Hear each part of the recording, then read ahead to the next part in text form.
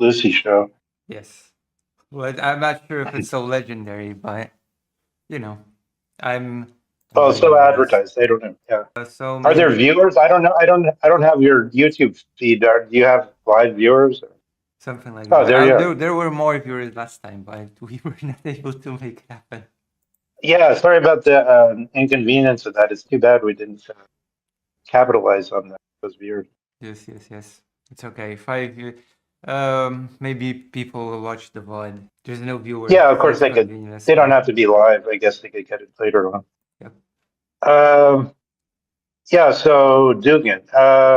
So maybe you could tell me or the future audience a bit about yourself and how this whole thing came about. Well, I mean, I came to Dugin because I just thought he was intelligent, and then I started looking at his. I regarded them as anthropology seminars, and then I looked at his Pneumachia seminar, and relative to people like Leo Strauss and people like Martin Heidegger and the things that I've studied, I thought they were pretty intelligent. And so I kind of went from there. I just think a lot of what he says makes sense. The political stuff for me is it's important, but it's not. To me, I feel like the thinking part of the community is sort of has to Well, it's step intertwined. back from the. It's intrinsically linked, his political views. It is. It is. Um, I would go as I far mean, I to had say kind of. that his politics inform his philosophy. Well, that's always temptation, and it's also a question what we mean by politics. I think modern politics is always kind of playing games and something. It's like a bad word, but politics in the way in the whole tradition, political philosophy starts with. It's generally agreed political philosophy starts with Plato. It's like 2400 BC, and there they're just talking about a community kind of rises up from ethnos, as Dugin's talking about in his ethnos sociology, and becomes a polis or political. Well, And so I think the meaning of politics has changed. So it's kind of that adds an extra level the problem with difficult. Dugin's philosophy is that it basically works as a propaganda piece for the Russian state. Yeah, I understand that view. I appreciate that view. And I think there's a kind of, I have a sort of, in Heideggerian terms, my Ereignis or my Ereignisspaltung is kind of, it's a double event because I think I totally understand and appreciate the sort of your view and, or like, I think your view is similar to Ursula von der Leyen and Merz and all these people. Russia's attacked Ukraine and Russia's the aggressor. I see also the Jeff. I don't know if you ever look at Jeffrey Sachs or Mertzheimer. They have their view is in the I long have term. looked, but Mersheimer is less a philosopher than an international relations scholar. Yeah, but I'm just saying, just to establish, just I mean, it's not really a philosophic view to say Russia attacked Ukraine. It's just No, common sense. I don't know. I mean, I don't agree with the notion of that so much, but it's just obvious, and well, anybody can appreciate that. it's just fact that Russia attacked Ukraine. It's not But even I think it's it also doesn't even have anything to do with common sense per se. right. It's just obvious, right? But I think it's also obvious what Sachs and for me, it's all for how can I say? I think it's also obvious that the NATO, or not to say America, the Western Alliance, whatever, is menacing Russia and wants to and ultimately Russia has something like a natural right to self-defense. And in the long term, if you look at it, that's happening at the same time, so that Russia is the victim of this huge NATO bloc that's attacking them, Russia is the and so that victim of there's a double vision. There's a double vision, Russia is and the from the vic- and I think can you elaborate on that? well, so well, do you want me to make the type of argument that Jeffrey Sachs and Mersheimer make to show that? I mean, it would. Sure. Well, let me just say one thing, but then I could say more. One thing is since World War, well, let me say from the philosophical point of view. Leo Strauss tries to elaborate a teaching of natural right based ultimately on sort of Cicero and Roman law. Mm-hmm. And what he says is, if the enemy is very unscrupulous, then the most decent society may be compelled to use unscrupulous means in order to self-defense. So there's somebody came out with a book not long ago that documented 64. It's called something like covert regime change, and it documented 64. Sorry, you were going to say something. No, I'm listening. It documented 64 coups or regime changes carried out by the CIA. I mean, this is good scholarship. It's not a conspiracy theory. Coups or regime changes from 1947 to 1989 carried out by the CIA. 64 regime changes, 64 topplings of government. So if you have somebody, and then let's say add to that Gaddafi, who made a speech in the UN, and 2 years later he's dead and the country's in ruins, and other such Syria, etc. I feel like Russia is genuinely Eigenbush. There's a actual menace, actual threat to Russia, and it's obvious. It's just wait. Who is an obvious threat to Russia? NATO, Western Alliance, America, however you want to. The people that carry out all these Why coups, is it obvious? because they are systematically. So let me frame it another way. Can I frame it another way? Because they're systematically toppling governments and doing politics that make self-rule impossible. NATO so, for is instance, toppling governments. Well, NATO, if NATO is part of Western Alliance and part of American policy. NATO is not part of American policy. Well, let's just say America then, if you reject that argument. I think NATO is basically, I think NATO more, if NATO means the European community and people like Merz and I forget the name of the Dutch guy that just came in, and Ursula von der Leyen, other similar people, and all the people connected to Davos. I think it's interconnected because after World War II, I mean, I could keep expanding on this, but let me just make this one little point is like Condoleezza Rice said, like recently I heard her say, talking about Germany, Germany does not have a deep defense team. And then she says, because we didn't want them to. We wanted them to be part of NATO, meaning America after World War. And so it's like America is going around saying, we want this country to divide and conquer it. Germany after World War II divided up, no longer military threat. What do you mean by I think that's, well, specifically Germany after World War II. So it's East-West Germany, but also there were other sectors initially. It wasn't the US saying we are dividing and conquering Germany. It was the USSR and the US and other countries. Yeah, all the victors of World War II, yes. Occupation. So we're going to neutralize this. It was not the US just dividing and conquering Germany. It was Germany ultimately coming into the sphere of having becoming part of the East and the West, the Iron Curtain. It wasn't the US. But also become civilization in the hard sense of these people are not Sitzpinkler, in other words, people males that urinate sitting down. Also, as the national norm, which seems to be demasculating them in a sense, but maybe it's not. But okay, maybe that's not straightforward. But I link that to the fact that most Germans are not willing to fight they're against being drafted into the army, right? So that's sort of an issue right now with Merz saying we're no longer.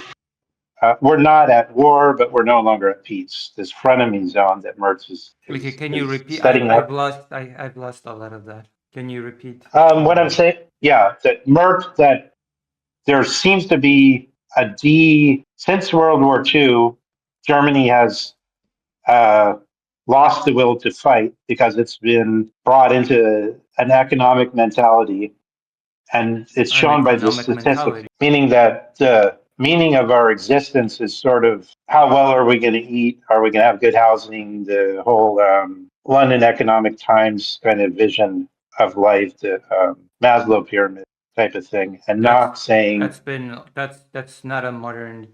The Maslow pyramid does not describe a modern phenomenon. It just describes basic human needs in general. it could be applied at any time. But what I'm saying is, in some countries, there's a high willingness to fight for the country, as shown by statistics. In Germany, almost everyone says, no, we're not willing to join the military. That's sort of the hard bottom line. And the fact that Condoleezza Rice says, we wanted them to be that way. We wanted them not to have the defense chief. We wanted them to have a shallow defense chief. Okay, why do you think after World War II, Europe did not really want Germany to be militaristic? Because they wanted the Western Alliance to have peace through policing control or military control. What military control? Therefore, it means that the other countries are really more like provinces and not really sovereign. And so I think that's what Russia is trying to avoid. I'm sorry. What are you talking about? What provinces? What military control? Who's that Germans by and large are not willing to fight for their country, whereas Russians are. So Russians are not willing to fight. Russians are not willing to fight for their country. What do you think Putin is not able to mobilize? Well, they're actually de facto fighting. Well, no. Well, let me try another way. Putin has not been able. Okay, I understand. You don't accept that. You don't see. I accept that it's obvious that Russia has invaded Ukraine, and that I understand and appreciate that. No, it's not a matter of opinion. Putin has not been able to do a full mobilization. Why do you think that is? The one time that he tried to mobilize is when his popularity really dropped. He has been avoiding it ever since. Well, not every Russian, of course, not every Russian wants to fight, but there's a much higher percentage than there are in the countries of the European community. No, not really. But let me make another state. Let me just try it from another angle. Before World War II, there was the British Empire, okay? And if you go back to the 19th century and you read British sources, they're always saying horrible things about the Russians. Oh, the Russians, the Slavs, subhuman. They have these horrible methods of war, whereas we, the British, are more humanitarian and etc. And then after World War II, the British Empire and the financial system, the sterling as the global support currency went away, and the dollar comes in with Bretton Woods.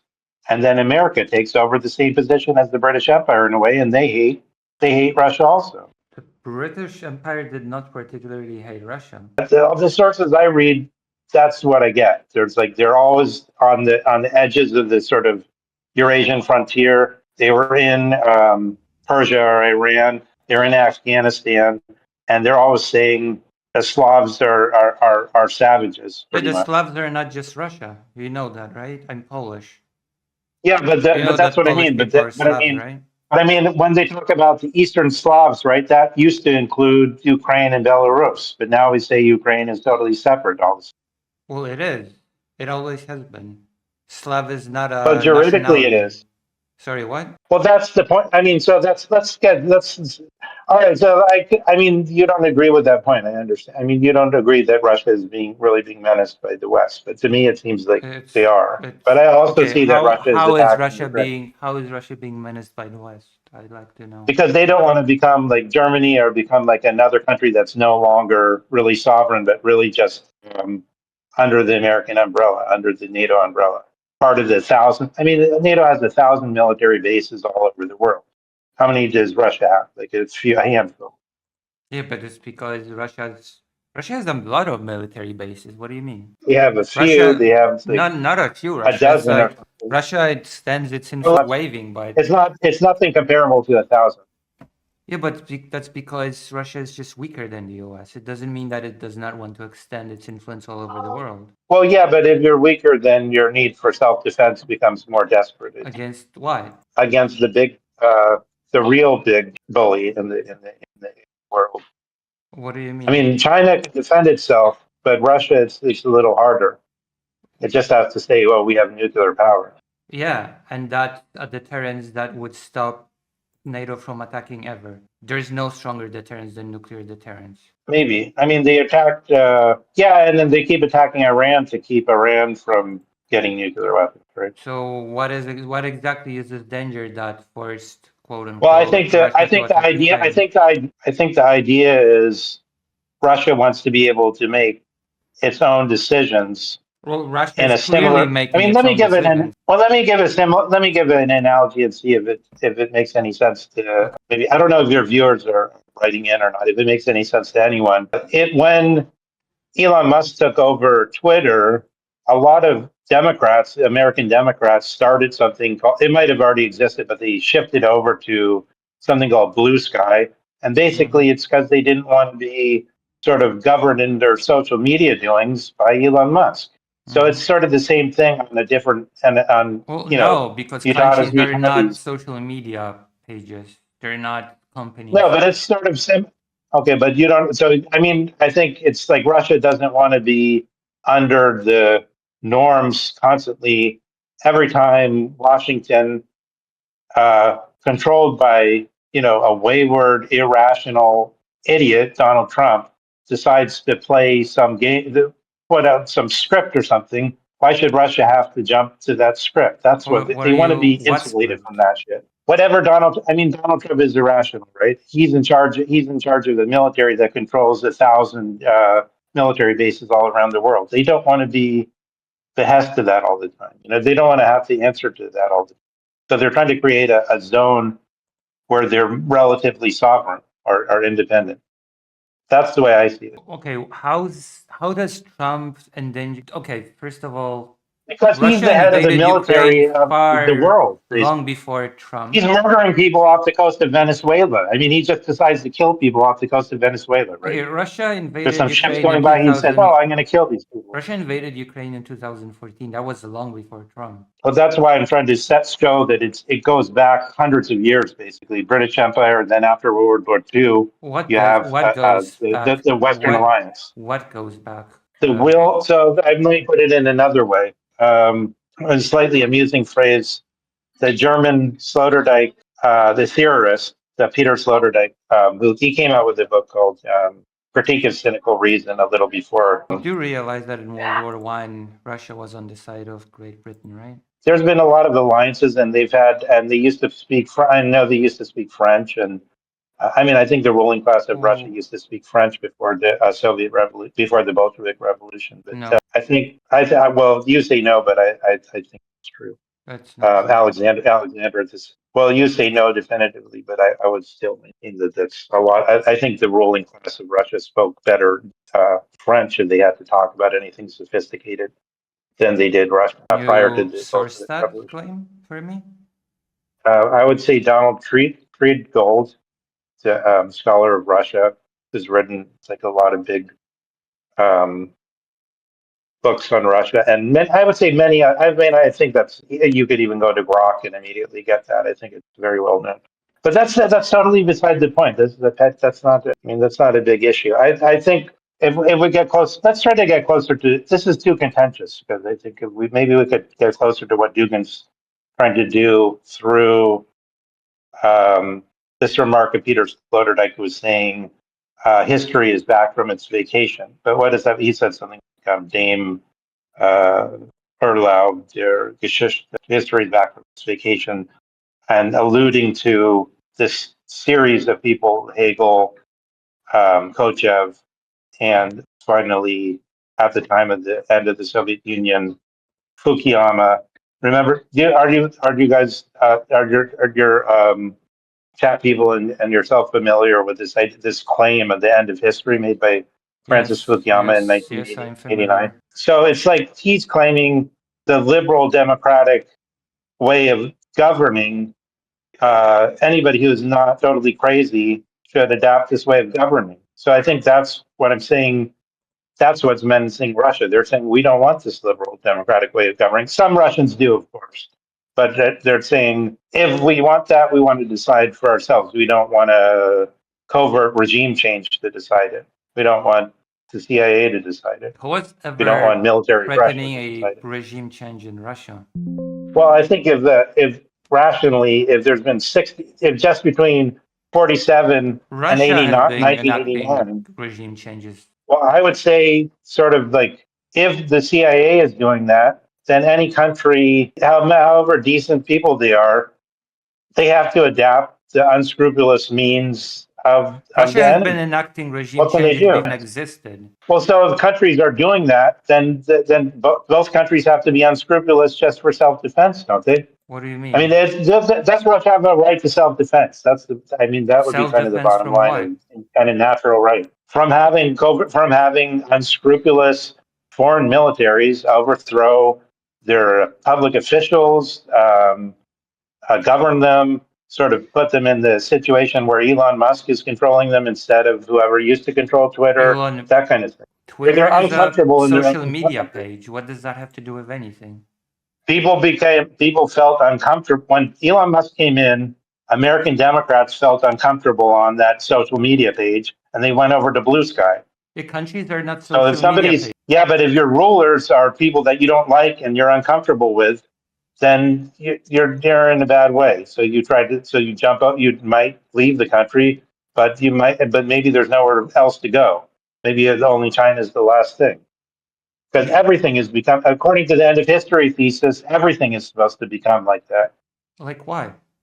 on the whole world. Like, It's the Fukuyama thesis, like whatever Fukuyama's saying, the liberal democratic governance mode, okay, which is what do basically you a mode think that's connected to an this? economic. It's just connected to a crazy magical thinking economic theory called as you know, called the invisible hand, And the which doesn't even invisible make hand sense. is It's a not an crazy theory. economic theory. It was just a footnote in a book.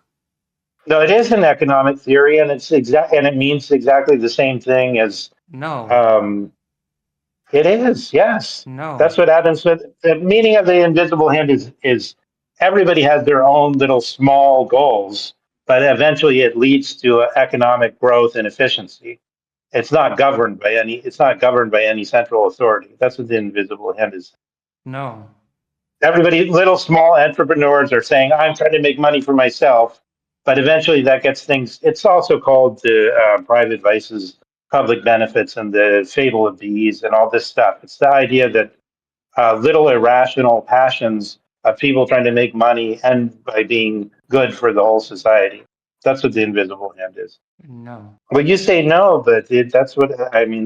I disagree with you. But You're okay, free let's to go off then. that. Okay, let's go. Let's go. Just because this conversation is just all over the place. I don't know which point to discuss even. Just we're going all over the place. Would you like to discuss the Well, I mean, there's validity? a place. Okay, Yeah, I mean, there's a let's not place called indirect. Let's Davos, let's and they okay. have it. Let's stop There's a place stop called stop Davos, and stop they. stop. Let's agree not to interrupt each other. Okay. Okay. Okay. So what would you like to discuss? The validity Well, of yeah. I'm just trying to motivate why Dugin is presenting because you say Dugin, and I understand it. You say Dugin is politically motivated by presenting his ethno-sociology, Okay, let's first and I'm agree trying to what we say want to this is discuss. Okay, we're jumping ahead. We're getting ahead of ourselves, right? okay. Do we want to discuss what Dugin's philosophy is? Do we want to discuss the validity of Russia invading Ukraine? Which topic do you want to discuss? Because we've been just jumping from like grasshoppers from one thing to another. Well, I think it's partially. You did say earlier on that the politics is sort of fused or confused with the whole thing, so it is Well, kind of difficult it's to. intertwined, but we have to stick to a topic, and we cannot just jump from Okay, sentence to so let's just say. Let sentence me just. because this Yeah, just becomes a confused mess, and I don't really know what am I supposed to respond to. respond to. Yeah. Well, I just wanted to say something about what I think is motivating Dugin, but and which I think he thinks that this end of history notion that liberal democracy should be the boilerplate for every country on earth. He wants to reject that, and that it's not just about the governance style; it's also about the style of doing science and everything taught in the universities especially to everyone ultimately, but In also to the universities. leaders. Universities as representatives of the highest teaching of human beings, and in this case, human beings in the West. And so, I mean, Dugin is the head of now been appointed as the head of something. I think it's called the Evangelion Foundation or something. But in any case, he's now supervising changes in the Russian universities for their curriculum to change. What are those changes? So it does have to do. Okay, let's start What? let's start with Dugin's philosophy itself. What do you think Dugin's philosophy is?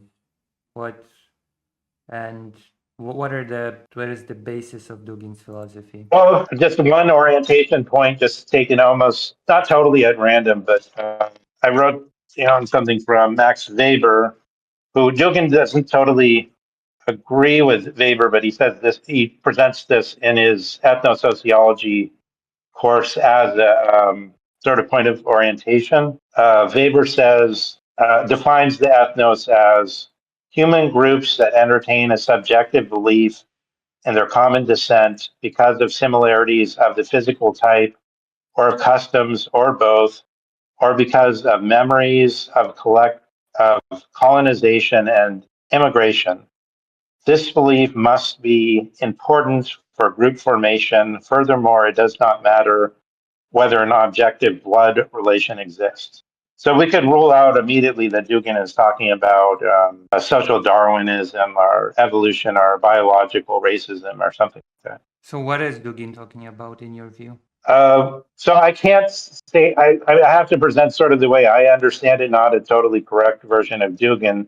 Well, yes. But I would like you to present your view of Dugin. So the way I kind of think about it is through, I think, did I go through this already? I don't remember.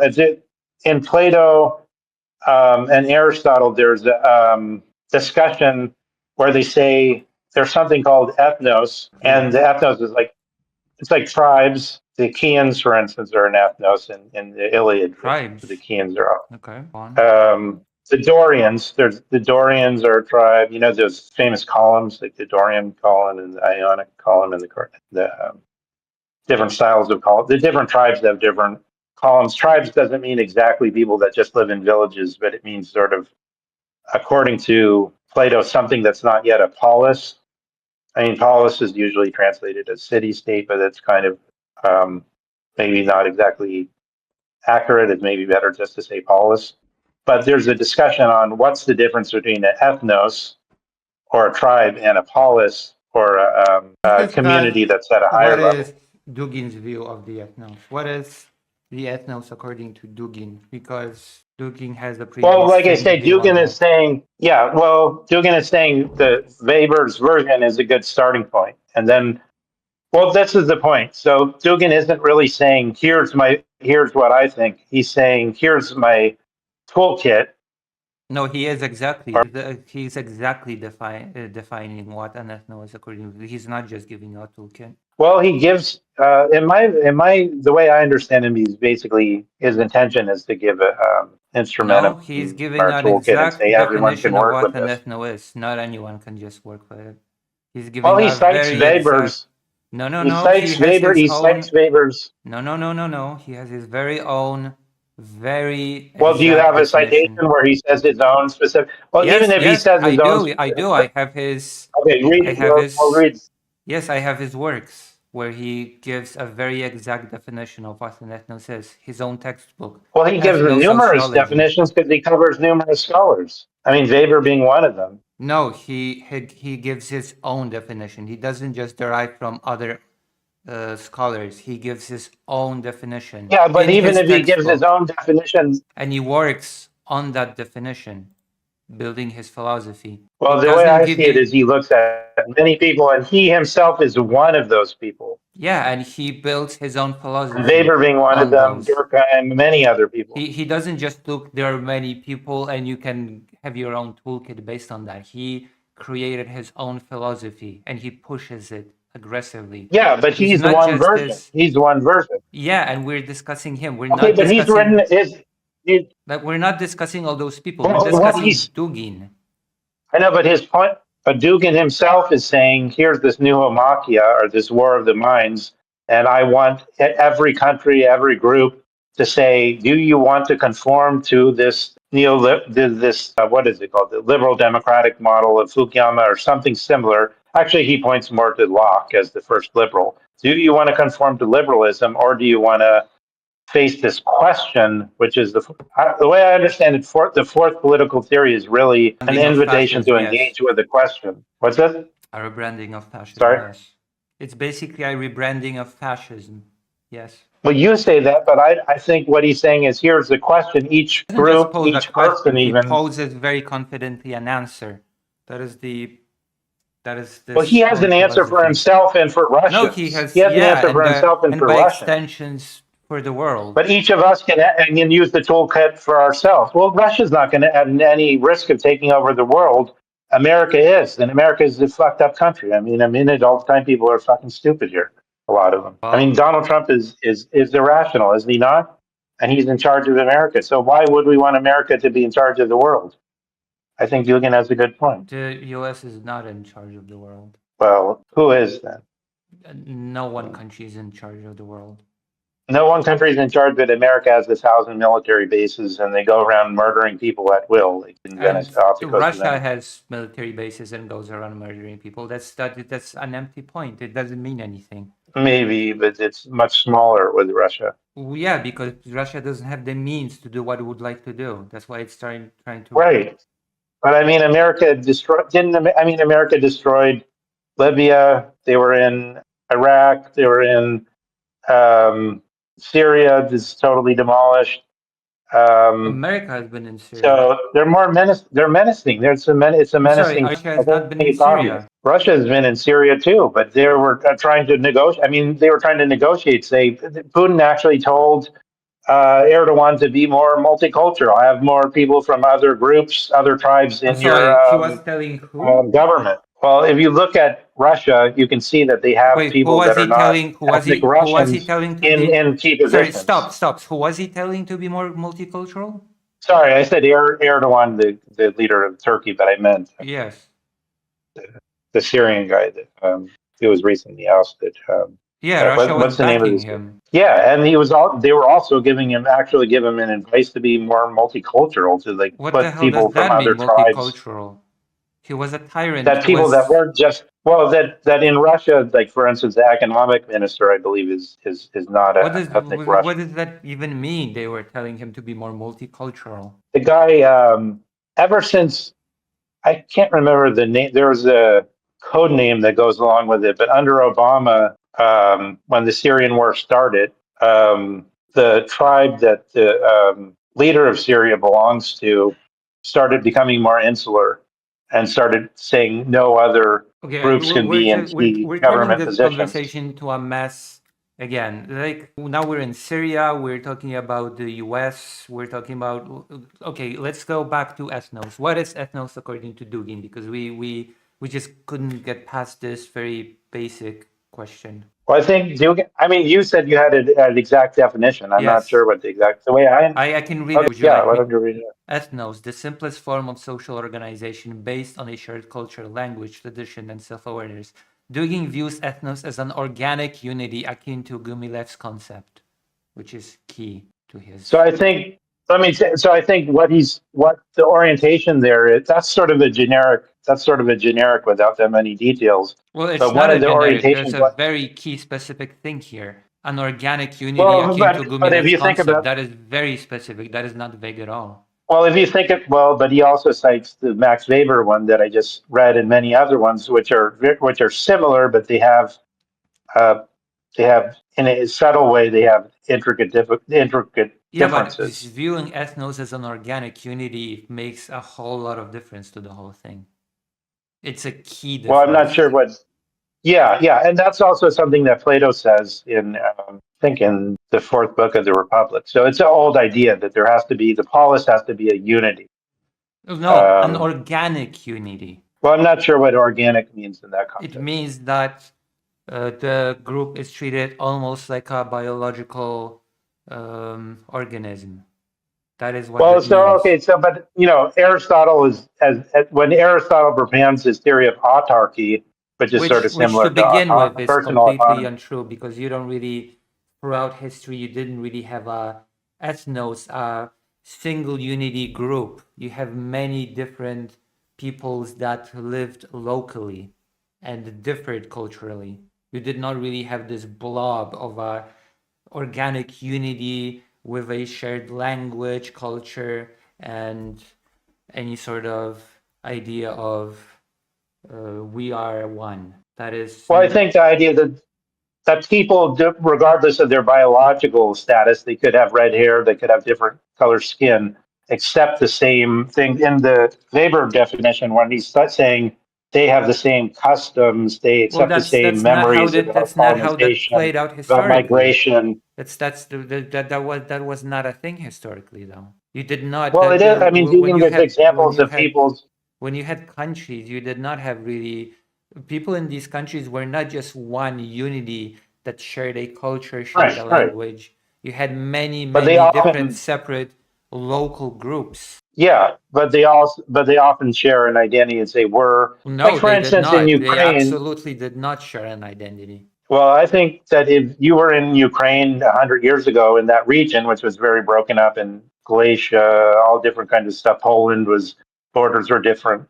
Um, if you asked somebody about their identity, I think they would have said they were Christian. They wouldn't have said they were Ukrainian or Russian or anything else. Well, 100 And years and it ago was was only, when the idea of national identity was uh, being born, so they probably could have said that they were yeah, I mean, Ukrainian or Polish.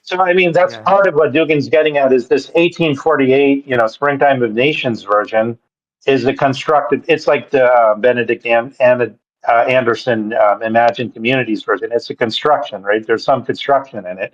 But back Okay, behind that, what are you talking about? I'm saying back, what Dugin is trying to get at is when we hear people like Locke or Hobbes talk about a social contract, they just assume like a flat generic people that everyone's the same, and then they're joining this social contract.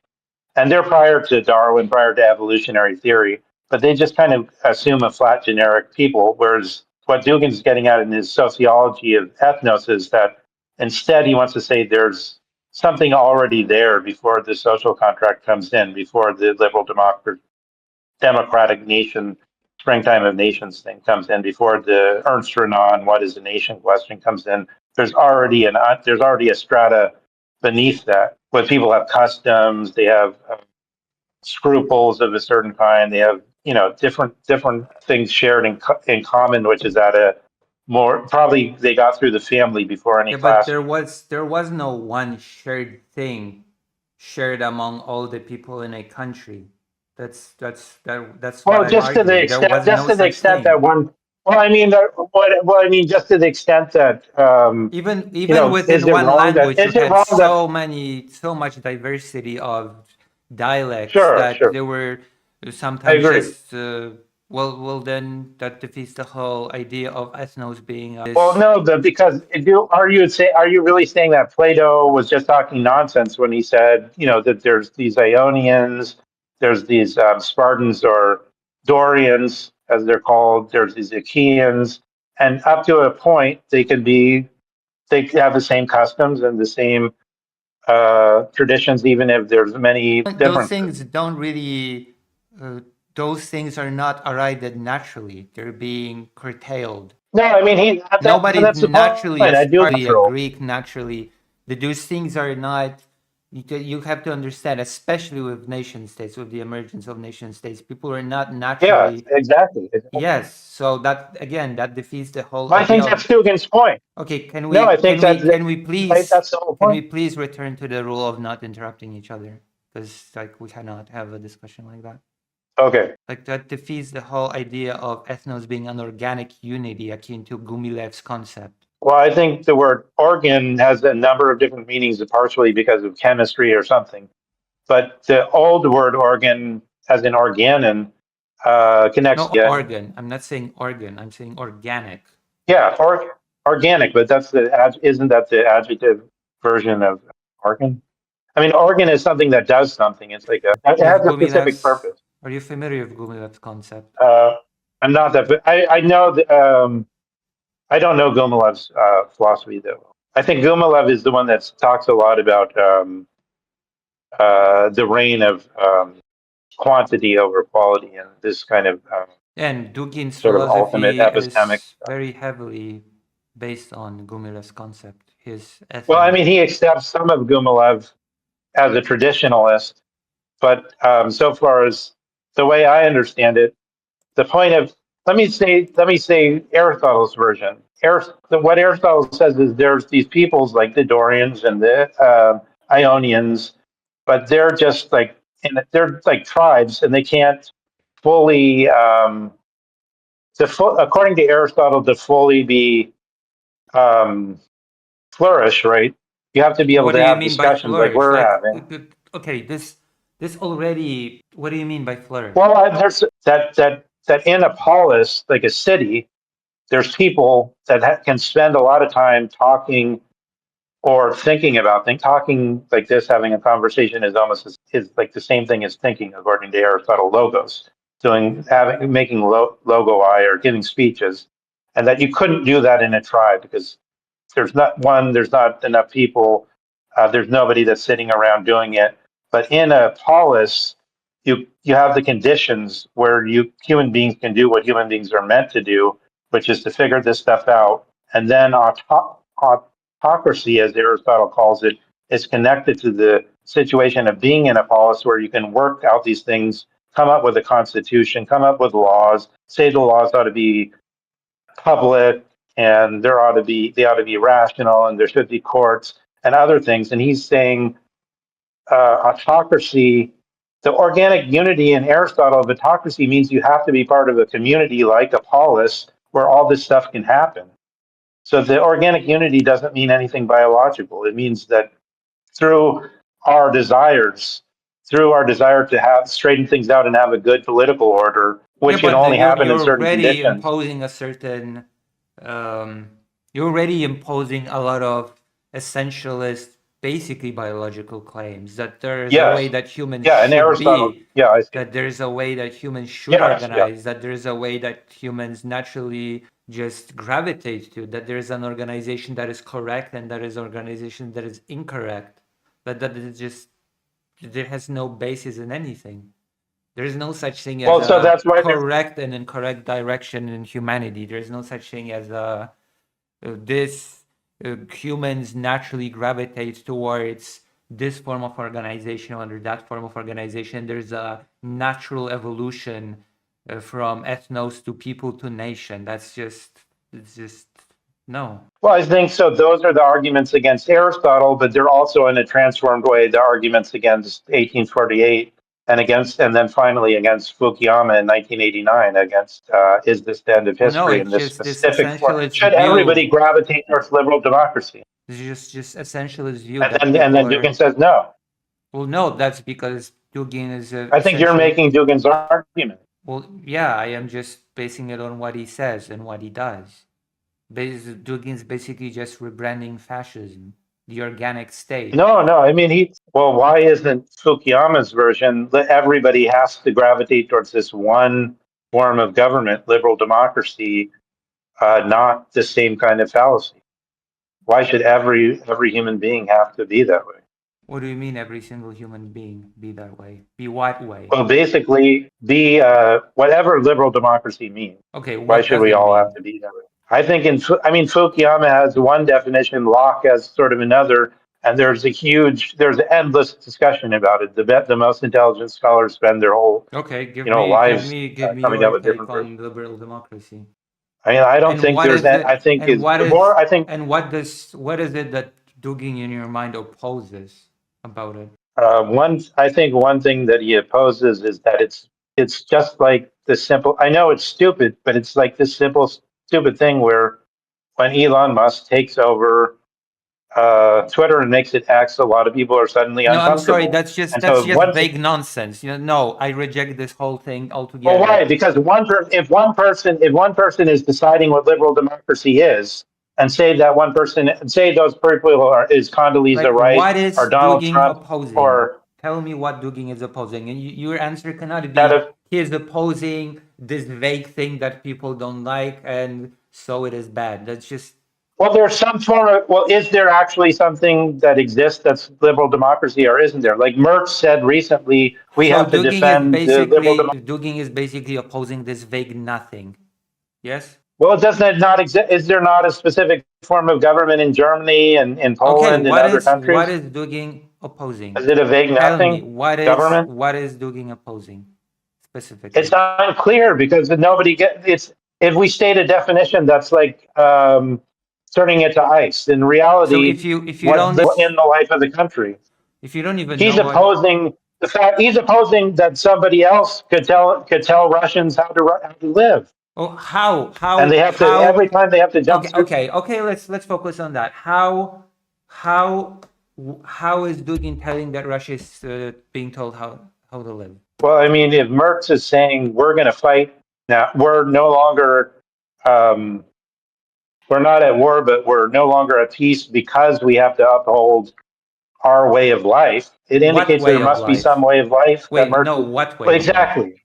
Yeah, exactly. Well, whatever Merz thinks the German way of life is, which seems No, to be that's the just liberal democratic way of life. that's just a bunch of vague nothings. You're not saying anything. It's just what does that Yeah, but even the mean? reality is vague. Yeah, but No, the it's reality not. is vague. I mean, Reality is not vague. well, how would you define liberal democracy? Well, what is it? What is the form of government that you like that you don't, you want to stay in Okay, Poland or I'm you going want to to tell stay you at anywhere? least one thing that I like and Dugin opposes, and you're gonna tell me if you agree with Dugin on that. Human rights. Do you think humans Human rights deserve is, rights? yeah, I think he thinks humans deserve the right to decide for themselves No, he doesn't. He what thinks this thing that that we should all. I think it's exactly what you're no. saying about Aristotle. He wants people not to have to do what Aristotle tells them as a No, dogmatist. It's like actually, no. Aristotle says everybody has to be like this. Dugin does not agree that humans have rights. He said that human rights are an That's because ideology. it's so-called universal human rights, just in the same way Aristotle says his scheme is the universal scheme, and everybody has to conform to it. So It's humans like don't it's like have. in other words, So there's Roosevelt. okay. So there's No, no but no, such. no, but No. look, there's this when what's actually being called universal human rights has a specific history, right? Right after World War II, Roosevelt and his wife and somebody started that, and they have a very specific version, and they enforce it in a very specific way. And so it's just like who's in charge of deciding who's violating human rights or not. That's and who's in charge of saying this is the even people that are kind of liberal, like Slavoj Žižek, have sort of abandoned that. They used to say, "Oh, well, we're going to fake it till we make it." We have these things like everyone is created equal, like in the American Constitution. But then the problem is which are the courts that decide? How do they enforce it? Is the UN court the true court? Can it decide who's guilty and who's not guilty? Who to steal money from by imposing sanctions, et cetera, et cetera. So the actual details vary so much from the abstract definitions that we inevitably get into these long-winded like skewing into craziness. Well, that's not what Dugin poses. Doesn't pose that humans have universal rights, but the devil lies in the details on who decides what those rights are. Well, I think he wants there to be all humans to get together on the same agreement about what the rights are, but he despairs Oh of it no, because he there's does so much not. He believes real that disagreement. individuals just should serve the state. He does not Well, believe that but that that's humans because have rights. he thinks some version of what Aristotle says is right, and that we only flourish in a community and under certain conditions. We can't just be isolated individuals. But then when Aristotle gives a specific version, then I think you rightly say, Aristotle's a dogmatist and he's trying to tell us how to Yeah, live. but Aristotle is not Dugin. Dugin is True. not. Yes, Aristotle I does. mean, I mean, Well, did not. We're to me, discussing Dugin's philosophy. Yes, to me, Dugan seems intelligent, so I kind of like it. But I I'm a mean, Californian. yeah, but he's a I think Kristen Stewart is intelligent. I'd rather have her run California than Dugan. well, But I think Dugan's intelligent. Maybe the Russians would rather have Dugan run Russia. that's It's a matter of great. what they want. That's great and all that Dugin's intelligent, but it doesn't change the fact that his philosophy is just basically the rebranding of fascism. But what is it? What do you mean by that? It's authoritarian. That he's kind of strict with people or something. Yeah, that he What believes is the in the fact? organic state that all people should just subserviently Well, what's this? Why are you so against the organic state? I mean, don't people flourish in communities? And No, don't we? I mean, Russia are does we? not. Russia absolutely is not a flourishing state. No. Are you saying that Russia is a No, it's flourishing of course state? it's not. But it's under. I mean, it's being menaced by a No, it's thousand not military being. bases No, and, it's and not a being superior menaced. force, No, it's not being menaced. and it's being attacked by propaganda 24/7 from Radio Free Europe and all kinds of No, sources. I'm sorry. If there's any group that is doing propagandizing 24/7, it's Russia. Yeah, but don't they have the? If somebody's doing it to them, don't they have the right to defend Okay, themselves? And who then is doing it inevitably to they're going them? to do terrible things Who too. is doing it to them? Well, I What is the think I propaganda think being pushed? I think the fact of so many coups and so many overthrown governments and What do people like you? Condoleezza Rice saying we're going to decide how this country is No, going to you be, cannot just jump from is one thing to is another. evidence or Propaganda proofs in being. favor of. No, stop. What is the propaganda being targeted at Russia? I think that Russians um, are sort of like inherently bad. Putin's evil. I mean, I think Putin No, is a sociopath. there is no But such if you're fighting sociopaths, no. maybe you need There sociopaths. is no such. Russians are inherently There what? isn't. No, absolutely not. What do you Well, I think mean, the don't West has people been trying to constantly do say business with Russia the all those Russian? years? I think there's a lot. I think there's a lot of contrast between the so-called autocratic states, where are in America. So I'm speaking from America, so that might be different where you are. But in America, it's sort of like the Democrats are constantly attacking Russia and saying, Putin is a sociopath and basically Hitler. And the Republicans don't like to attack Russia because Russia was accused of helping Trump get into office, but they attack China all the time. So it's like there's No, this not even. No, I'm sorry. supposedly, Not even. according to, No, not. I'm sorry. I do follow the U.S. politics, and no, the Democrats are not saying that Putin is a sociopath and basically Hitler. No, well, what do they say? he's. That's how They I are heard. saying that What do he's you an hear? authoritarian leader that is trying to rebuild an empire, which Yeah, is factually authoritarian, correct. revanchist, and so on. Yeah, Yeah, he you is. say it's factually correct. Yeah, he is an authoritarian leader that is trying Um, to rebuild an well, empire. I That mean, is I heard factually this correct. lady. I mean, I heard a thing from this lady Also, that was I'd worked like to add this under little. Obama, and I do want to add this little addendum. Countries do not want anything. Countries are not entities. I agree, the people, but it's kind of hard. That's a problem in every country, right?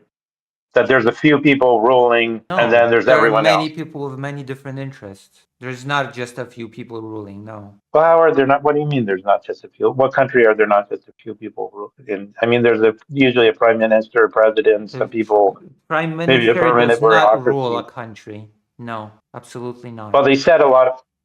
Well, if Mertz says we're getting on a war footing, that's kind of, to me, that's kind of, it affects everyone in the country, and Yeah, it's one guy doing does it. not mean that the person's ruling. Well, okay. Well, I don't know. I There's mean, an they're intricate. affecting everyone. I mean, Trump. Okay, we have Trump in charge here, and it affects everyone in Trump a is way not in because charge. he messes with the Trump economy. is He puts the not. stupid tariffs. Trump is not the guy in ultimately in charge. No, Trump is not the Yeah, but what dictator his of the United actions? States. But his act.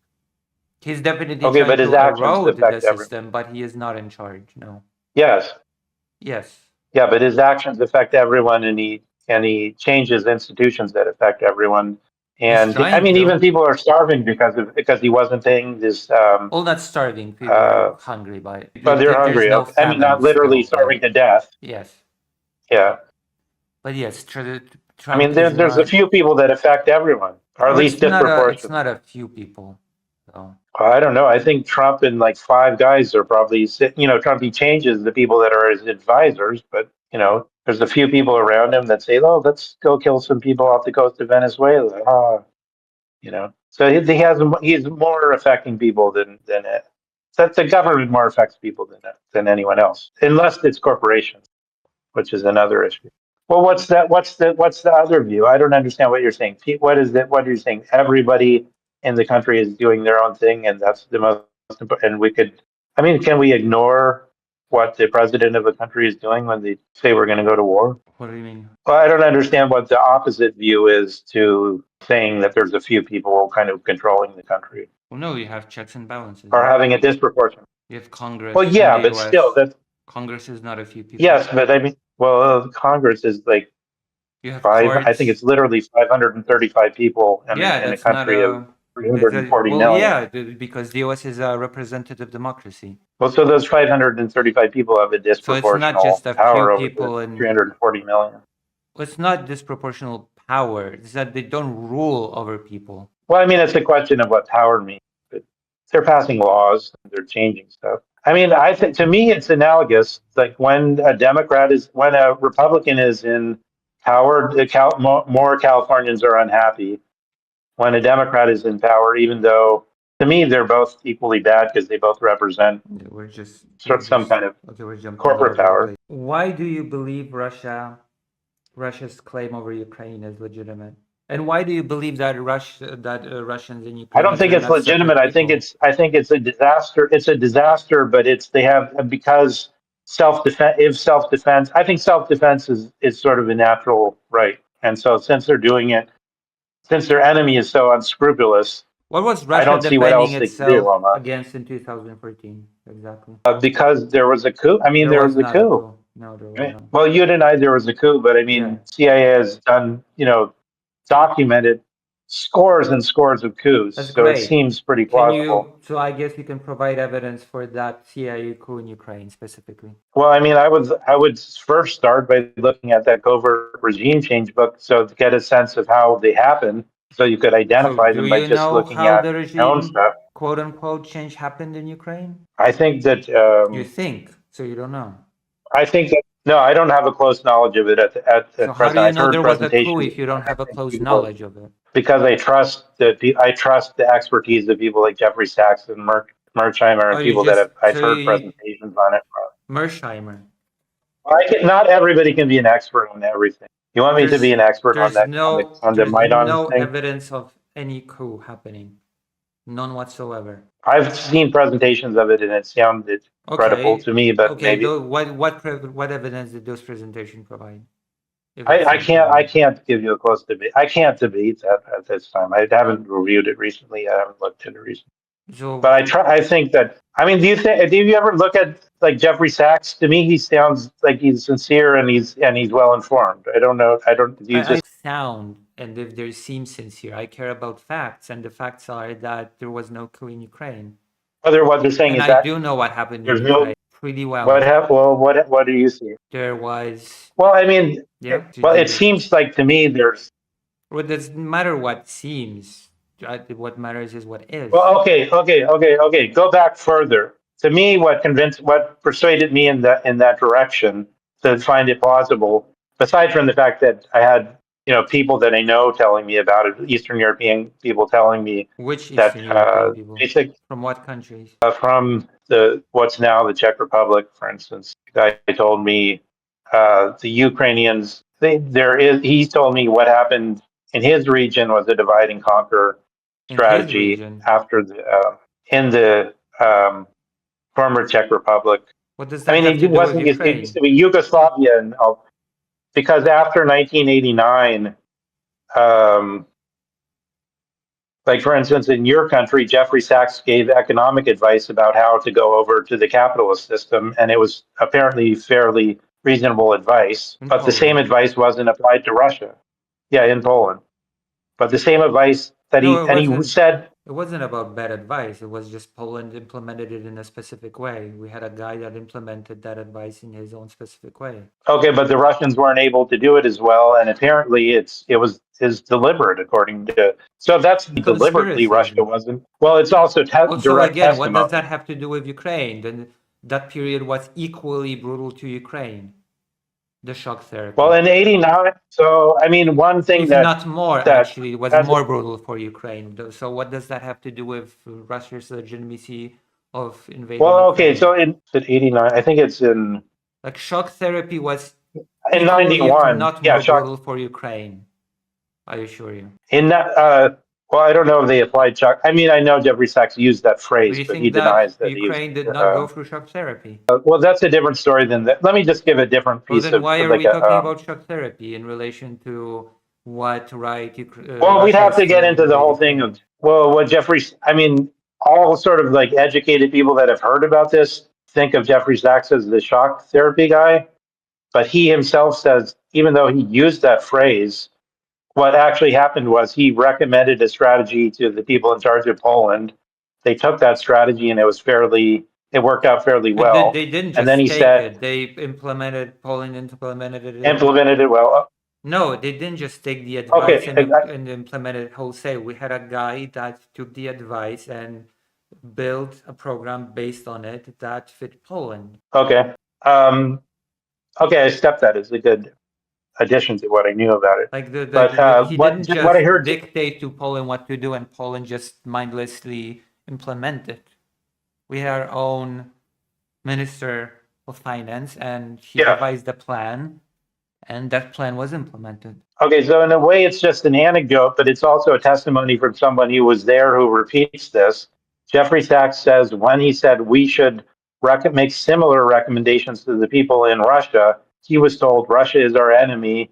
We're not going to do that, and basically let them let them go to hell. Let the devil take the hindmost. Wait, hold on. Similar to So I what? To mean, Poland? Are you saying that Poland first yeah, received advice the before strategy Russia? of this Jeffrey Sachs says that he gave some advice to the officials in Poland who were going to do the economic transition, and the actual advice that was taken, and that he wanted to give a similar advice to the Russians, but he was told, no, we're not going to give them And that advice. And any basically, is there Russia's any evidence of that whatsoever? just his personal testimony.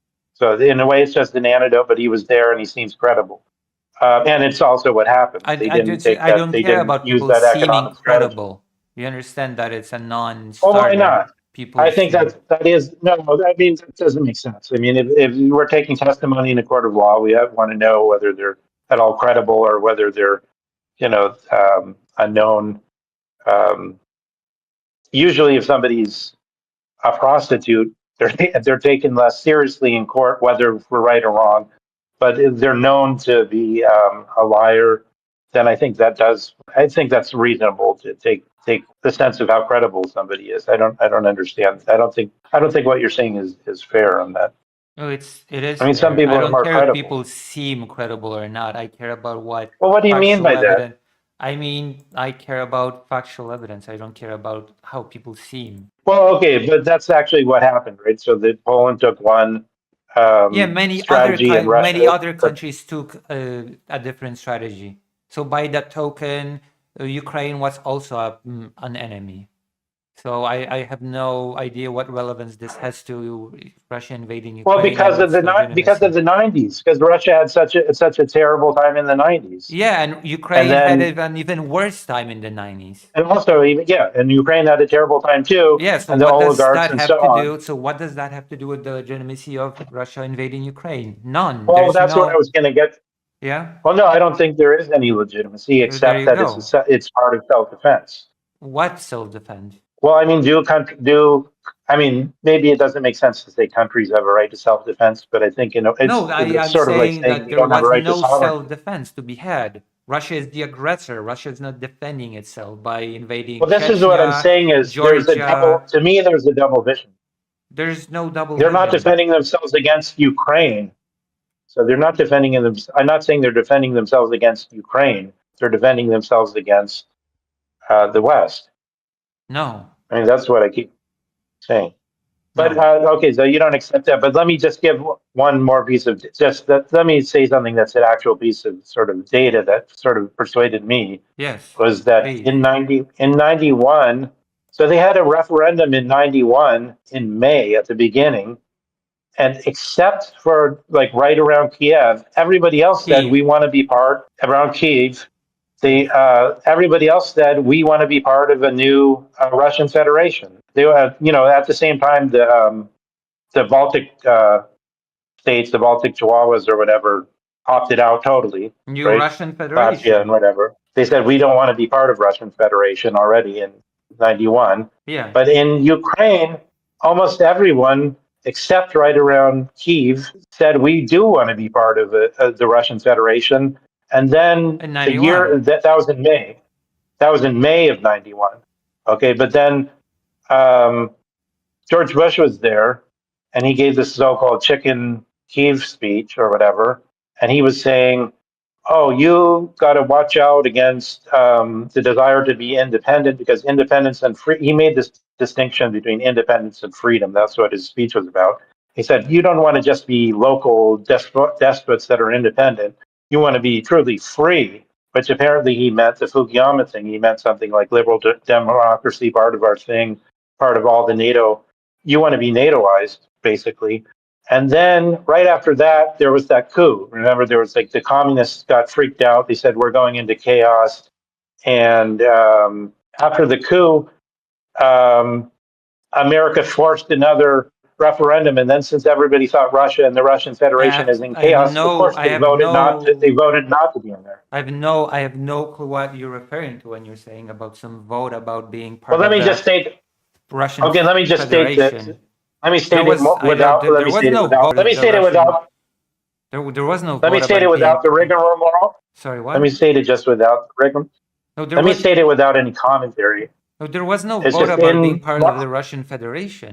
You have to. There was not no vote. There were two votes. There was one in the beginning of the year, and in Okay, send I me think the in March, send me and any there was one at the information. end. Just No, send and me there was any. one at the end of the year. I think in December, Send and me. that can be looked up immediately. Just Okay, look it up. I look. mean, it's No, in no. '91. There's two referendums. Send me any information of a vote What do you mean? I about being can't. part of the What do you mean? Russian I can't do it right Federation. now. What do you mean? There were two.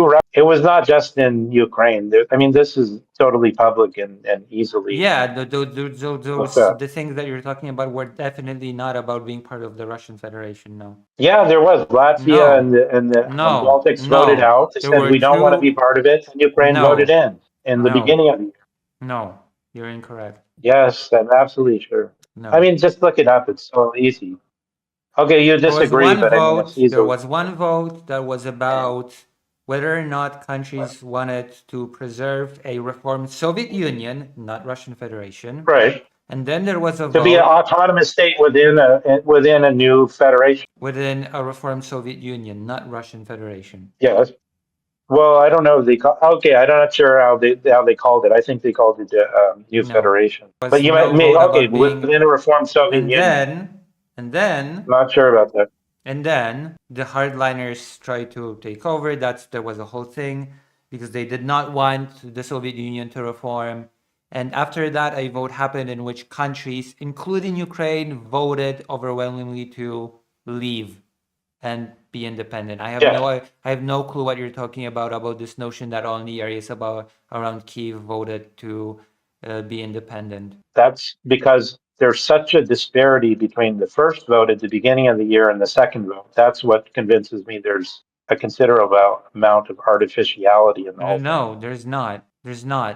There's been an event that happened between those two votes that made those countries believe that there won't be And any, also, that there is no point in staying, that becoming independent is the best course of action. That is why the well, because disparity exists. to me it seems obvious that after the coup, Russia seemed unstable. So of course, people are going to then suddenly say, even Russians in After the what East are going coup? to say we're not going to stay after the '91 coup, and the end of the year before the second referendum. And who I mean, was, even the Russians in the East and in the East that you'd think would naturally vote to be part of the Russian Federation even voted against it after that because they just saw the the Soviet Union is instability and not the chaos. Russian Federation. Like you don't seem to be very knowledgeable on this. The Well, Russian by Russian Federation was Federation, I mean something. I mean whatever the reformed entity was meant to be, Well, it was not meant to be the Russian and what they were Federation. voting to be part of. I mean, whatever they were voting to be part of Well, there's in a big, '91 there was when the Soviet Union was. I mean, wasn't the Soviet Union collapsed already in '91? It seems to me that it was formally. I'm not sure exactly. yeah, it collapsed because the countries voted to leave it. Okay, but they were now forming a new federation. I mean, I Yeah, called it after the the Russian countries Federation. left I don't know it. what it was called at the And time. there was no vote for countries to be in this new federation. No. Well, Latvia and the Baltics voted against being part of it, Against what? being part of whatever the new entity was going to be, which I called the Russian Federation, but I don't know what it was called at the time in It was '91. supposed to be a reformed Soviet Union. Okay, well, the reformed Soviet Union then. I don't know. I don't quite I don't know that That sounds kind of funny. Why would you dissolve the Soviet Union just to reform it? Because it dissolved because the countries decided to leave it. But they're also deciding to go over to capitalism, right? What does that have So to it's do not with really anything? I know that Soviet could mean a style of government, but it also seems to indicate communism somehow, rather than the new. Well, what do you take Soviet to mean? I mean, why was it a new Soviet Union? Isn't Soviet Union seems to me to indicate that a communist form of economy or communist ideology rather than what the point of ending it wasn't the point of ending it to become capitalist. Okay, what does that have to do with anything? To me, that sounds like if Russians in the East, and even if in the highly Russian populated areas of Ukraine, they're suddenly There's no voting Russian against being part populated of areas of Ukraine. ethnically Russian. I mean, that's No. a Russian speaker. Russian Well, there's speaker Russian does not speakers. mean Russian. Are Austrians Germans? Are British Yeah, people I mean, in a Americans? sense. Well, I mean, I Or think vice that's versa? another Are analogy. Americans Like, British people? well, I mean, Bismarck had something he called Klein Deutschland, right? That was like Prussia, really. But then he said there's another thing called Gross Deutschland, which included Austria and all the German speakers, and that was part of this artificial notion of post 1848 question of what is a nation, of becoming a nation. One solution was all the people who spoke the same language should be part of a nation, and that's why the Sudetenland came in under Hitler and all that. So yeah, that. so I think So it's sort should of. we go by the what the Nazis thought? But the people, whether it's makes sense or not, It doesn't. people were acting on that who were in charge. I mean, you say people in charge don't have that much power, but I think in those cases, in People in some cases, charge they do do. have, but it's not just a few people in charge in all cases. No, there's And sometimes the group all acts on the same idea, which may be a stupid idea. It is a stupid idea, and Ukrainian and Russian are not even the same language. And that which also means that there can be racism against the Russian speakers in Ukraine by saying, "Oh, in the public, if you're going to a public office or something, you can only speak Russian," What do you mean you can and only vice speak? versa. What do you mean you can only speak Russian? Well, I mean, it means that it becomes possible to pass laws that discriminate against the Russian speakers who By are more saying comfortable that you can speaking only Russian. speak Russian in an office? Well, I mean, before by saying that you can only speak Ukrainian. No, that's not I what think the laws law. like that That's happen. not. No, they did not. That's not what the law said. Or the official, or let's say this: the official documents are going to be in Ukraine. Yeah, in Ukraine. Like here, where I am in How is California, that if you go racist? to the Wait, how is Department that? of, How is that racism? What language are official American documents in? it just makes it harder. It just makes it harder for certain people. You know? Okay, what? Like here What? Hold in on. California, Stop. we have. What languages are the official documents in America? Thing in Ukraine? Oh, in America? See, in America, if you go into the Social Security office or Department of Motor Vehicles, they also have or at least in California, most things are also in Spanish. Yeah, but if you, I think they're in other languages also. yeah, but you also have alternative languages in Ukraine, so I have no clue what it says that the primary language has to be Ukrainian, not that there are alternatives. What is the primary language in the US? English. Well, of course, it's English, yeah. Yeah. Is But that it's also, I racist think, against all in the other California peoples? more than in other states, there's a drive to make it sort of almost like Spanish is also a primary language, English, Spanish, Well, because no, there's so English many. has been made the official language of the US under Trump. Oh yeah, well Up till now, Trump there is was kind no of official language Trump has kind in of the kicked US. against that. Yeah, Trump has kind of gone against that. Sure, just like he did that thing with the gender stuff. What He put out some thing? executive order. Oh, Trump put out an executive order saying there's only he and she or something. He put out an executive order about gender. What is your I don't opinion know on the that? details. I mean, I'm a Californian, so I think I'm comfortable with gender stuff. I don't care. I think Kristen Stewart should to be the leader of California. She's intelligent, put an intelligent person in charge.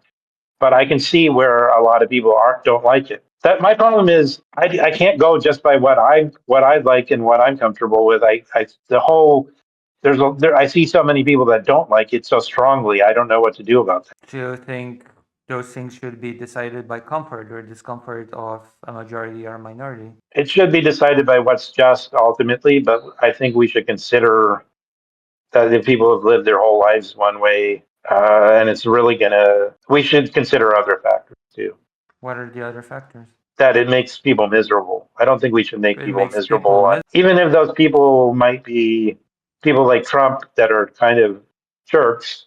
I don't think we should unnecessarily make people miserable. I mean, a lot of people really don't like it, and I know some of this, and some of them are even gay people that they just like the old way. They like the old way of doing things. They don't like the way of publicly asserting your identity all the time and being Nobody's and all that stuff. publicly asserting one's identity. I mean, technically speaking, everybody's asserting their identity publicly all the time. Well, I mean, in America, there's a whole big thing about so-called libertarianism, where the government's not supposed to know anything about you, and if you really were principled about it, the government shouldn't even know what your gender is, and it shouldn't be public at all, according to. Okay, so let's go back to the laws. The laws did not say that you can only speak Ukrainian in offices.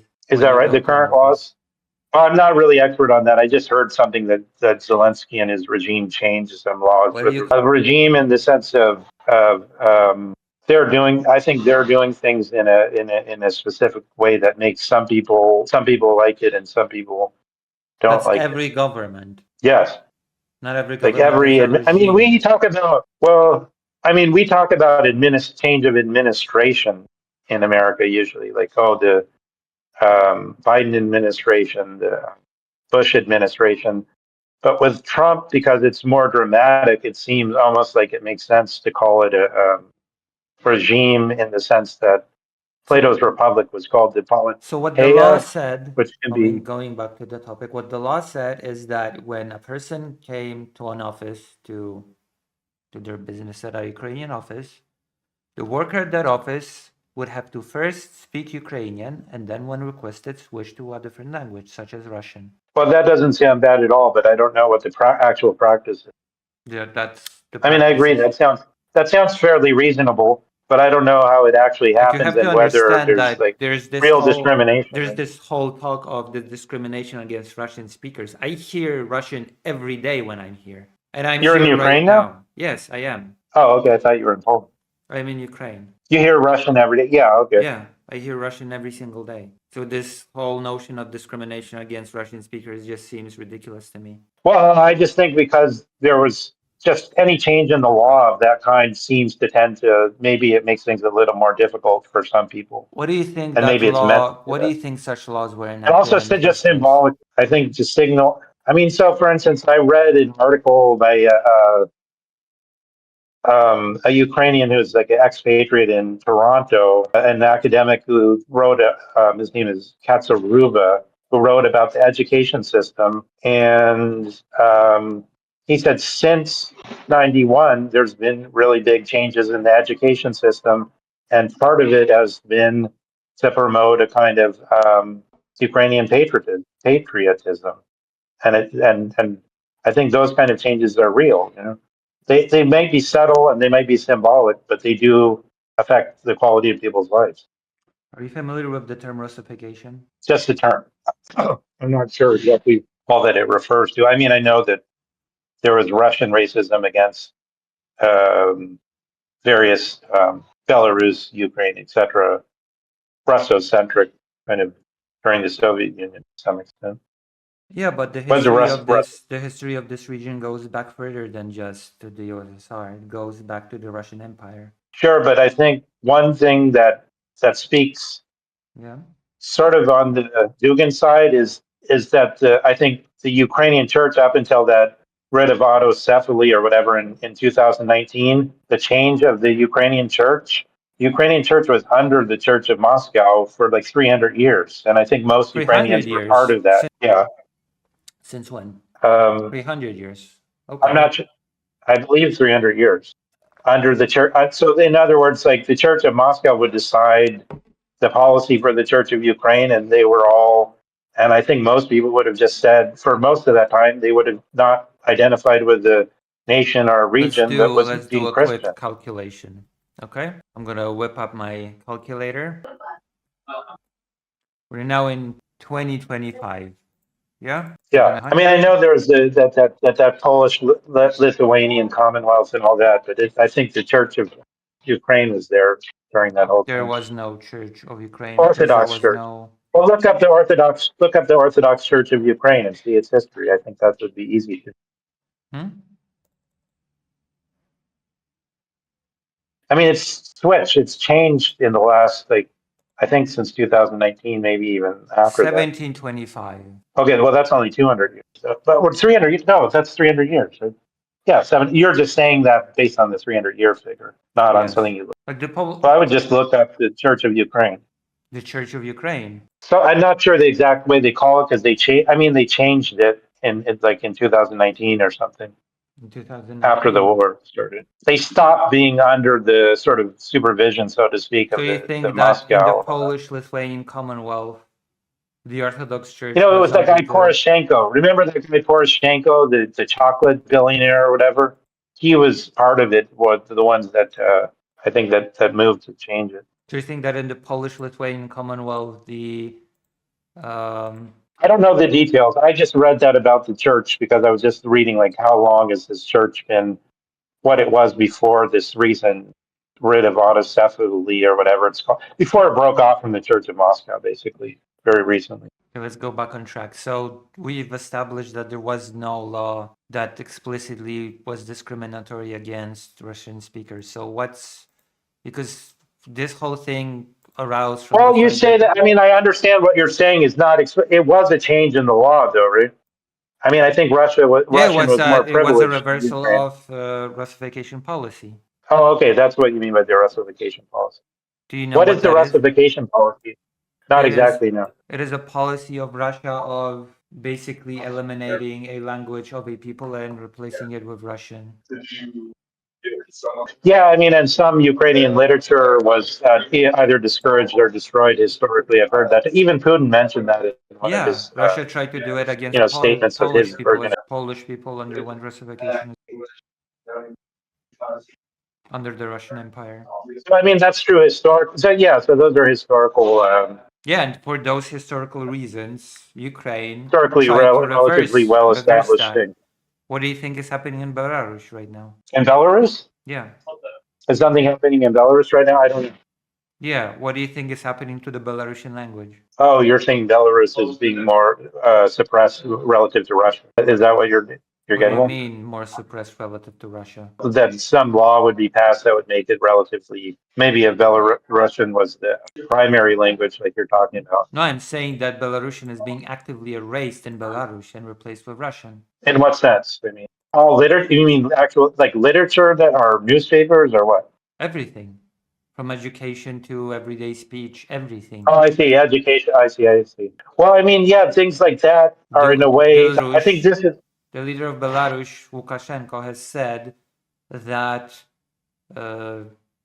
Belarusian is a poor language in which no thought can be expressed. well, they don't have, I think it's actually, I mean, that's a nasty thing to say, but I think it's actually true. They don't have, their literature is much less impressive than Ukrainian and Russian literature. Well, that has nothing to do with language per se. Maybe, I don't know.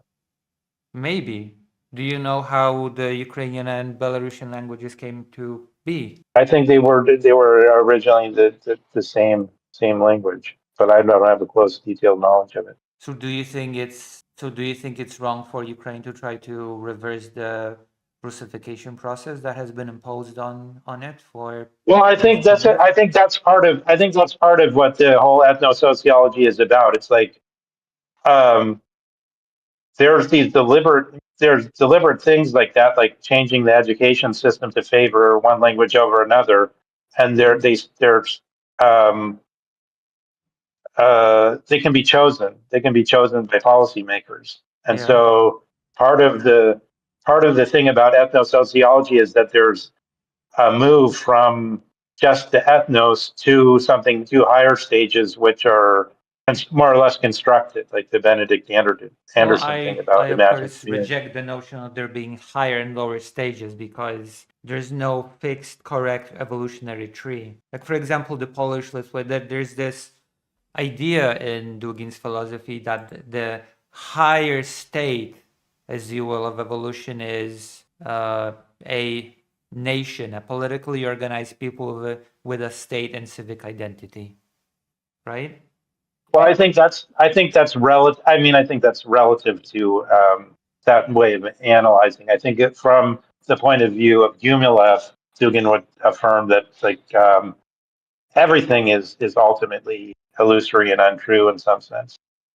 Like, because that's like a religious conviction. Yeah, but I reject the idea that there's this um, idea of a correct structure on how societies form Yeah, and how yeah, they organize. Like the Polish yeah. But I Lutheran mean, don't you have a Commonwealth, for example, was a composite state, as which, a composite state? yeah, a What is composite it? What do state. you mean? It means that Well, it why do you was bring that up? because it was not a It was nation built up, state. made up of separate. Oh, I see. In Like, other words, they relatively left alone certain groups to do whatever they wanted. well, it's more than that. It means that the country did not structure itself around the idea of a nation or a national identity. Yeah, I mean that's. There, I mean, I understand that. there's no That's natural, organic, quote unquote, progression from one type of organization to the other. That it's right, right. inevitable evolution, so to speak. I reject that. Yeah, I don't think Dugin thinks that either. I think you're Well, he um, does. He has a putting a hierarchy specific. of I think you're social putting a forms. specific. Well, yeah, Well, I I'm think that's reading in specifically analytic his textbook. terms. Point two, Well, I think hierarchy of social. those are analytic. Well, I think that's kind of an analytic term to say something like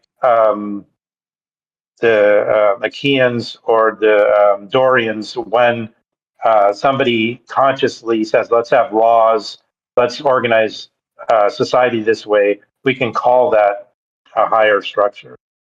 But it's not necessarily ultimately the truth that it's higher. I think it's more of an analytic, it's a way of analyzing. Well, no, he's saying that that is the way that it is structured. That is the way that it's supposed to be. Oh, yeah. Well, I mean, I think he's saying maybe for Russians, he thinks this is how it's supposed, this is how Russians will more um, He believes in the life this is how cycles of The peoples. Russians want to bring this about, and they'll be more sovereign if they create this Like structure, he something believes like that. that peoples have a life I cycle mean, of that might not be organisms. true. No, I think that's the Spengler says that, but I No, don't think. he I mean, explicitly believes that. peoples have a life cycle. I don't know. I don't think Yeah, Dugin thinks Dugin that the Russians have. extensively employs Lev Gumilev's theory of ethnogenesis, which posits that an Oh, ethno has a okay. life cycle: emergence, rise, peak, decline, and dissolution. This process is driven by Like Spengler. an internal energy that But- determines the ethnos's activity. okay, I'd have to look into that. I don't. That doesn't sound. Maybe that's true. I've never heard Dugin say that I'm reading it Russians have from a his life cycle, and textbook. that's all. From Dugin's Facebook. From his Are you sure what he's textbook. From his talking about, though? Well, textbook. is he? He wrote a textbook. Oh, He from wrote the a text. whole Yeah, but textbook in on the this text, topic. I know, but in the textbook, he gives statements about, and about scores of different scholars and their views. I don't. Yeah, It's and not he obviously that's also his own he view. synthesizes into his own view, which he Yeah, he implies. synthesized, Yeah, which into is his why I own think it's view. sort of why I understand it. The fourth political is to say we had these other things and liberalism has taken over, but now the fourth political is an invitation for everyone to try to synthesize on their own what they think is No, best. he gives his own prescriptions on what things should be. He doesn't give just a Well, toolkit. I mean, he says some things that he thinks makes more sense, and he No, says he he's a doesn't just Russian. say Or that it he's makes more actually said sense. sometimes he speaks. Yeah, he says a lot of things that are like he'll says they say this is the like Fukuyama says this is the truth. This is the end of history. And if Fukuyama's going to speak like that, I'm going to speak like that. I, Dugin, am going to speak like that too. But if Fukuyama will stop saying we have the truth, then I, Dugin, will stop saying I have the truth. So sometimes he states things more decisively just because he's countering what he considers to be the West that's doing that. Sorry, Dugin is not this guy that just says, "Oh, I don't really prescribe anything. I don't really definitely believe Well, he anything. I'm does just say giving you for a Russian. toolkit Well, to." he's come out with like 100 different books on these new homachia for different nations, saying maybe these are ideas of, like he Yeah, says about Americans. He says I also maybe. refuse. I also reject this notion that there's this spiritual fundamental nature of things depending on the group. Well, but I mean, in a way, I don't know in a way, but what's the choice? It's a type of What essentialism other that has choice is there? no We're part of basis in groups. anything. Basically, it's just an Well, I mean, assertion. aren't we de facto part of groups? I mean, We you would are, say but call that does yourself not Polish. mean that they're essential. That there are certain essential But I think that's the traits point. that That's why it's a emerge, construction. and that is what he posits. Well, I don't think that He they have to claims emerge. that, for example, liberalism is fundamentally an Anglo-Saxon thing. Yeah, he starts with it to Locke, especially John Locke. He claims that it is as an essentially as Well, I mean, it's part of their essence. I see. I see. it is tied to being Well, Anglo-Saxon, yeah, which that I guy he was completely debating reject. that Yes, I don't really exactly. like that guy that he was debating, but that guy that he was debating was taking that view. So I think partially he was trying to get on the same ground as that guy so he could talk to him. And I think that they just Nick agreed. Land, Nick Land. Yeah, another. Well, I mean, Nick Land was putting forward that view himself as an Englishman. So I think Dugin was to some extent trying to Yeah, they're both incorrect in their you view. know, They're both being equally fascistic in that view. I don't know Yes. if Dugin would have said that if he wasn't talking to Nick Land. I Well, don't know if he that really. just makes Dugin's philosophy very shaky if he just adapts his views to depending on who he talks to. No, Well, I think it depends on how shaky the actual if you're gonna situation, the just reality is. adapt your philosophy to accommodate the speaker that you're talking to, then it's just meaningless. It just doesn't mean anything in that case. Well, if there's no common, well, I think just as a matter of for discussion, if we don't adapt to some extent to the speaker, then we're just talking at cross purposes, and there can't be discussion, right? So I Of can course, there can be understand that as discussion. There can be discussion with disagreement. Absolutely. This thing was supposed to be a well. If debate it and not a circle jerk to which it actually transformed. Right? A debate is based on a lack of. I'm sorry if you feel that way. I mean, Well, I mean, I feel like I learned something from what you're saying, but okay. I mean, but if we totally did in disagreement, then yeah, of course it's going to seem like that. If I don't, if the other person doesn't sort of get on the same ground as there can't be a discussion without some agreement. yeah, but there you cannot force agreement just to accommodate the other person, even if you yourself don't believe that thing. Yeah, but I think Dugan's attitude is if the English are really like this, I want to sort of know about it, and therefore I have to What do kind you of mean if engage the with them English are like on this? their What does ground. that mean? Well, I mean, Nick Land is presenting himself as the kind of representative of the Like English. I'm going to like Maybe that's wrong, there but was so much incoherent nonsense in that debate as well. Like the notion that liberalism posits that this ultimate form of individualism that is not part of anything. well, I mean, I think just the difference between being a subject of a king and being a free citizen is sort of one part of that. And But it's then they also, continued to say that as an English gentleman, I'm a